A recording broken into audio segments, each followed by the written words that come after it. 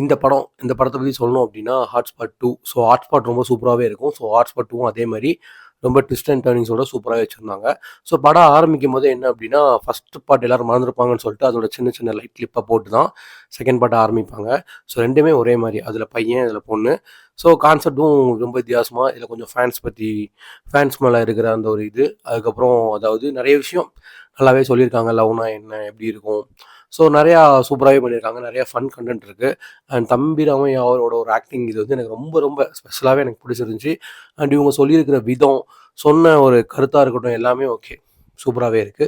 So கண்டிப்பா இந்த படத்த நீங்க தியேட்டர்ல தான் பார்க்கணும். ஏன்னா அவ்வளோ ஒர்த்து, அவ்வளோ ஃபன் அண்ட் என்டர்டெயின்மெண்ட்டா இருக்கும். கண்டிப்பா ஒர்த் வாட்சபிள் தான். ஃபேமிலியோட போனா நல்லாயிருக்கும். லவ்வர்ஸோட போனா நல்லா தான் இருக்கும். படம் அந்த அளவுக்கு ஒர்த் கன்டென்ட் தான். அண்ட் நெறைய விஷயம் சூப்பராவே இருக்கு. போர் அடிக்கிற மாரி இந்த படத்துல ஒரு சீன் கூட இல்ல. படம் 2 ஹார்ஸ் தான்.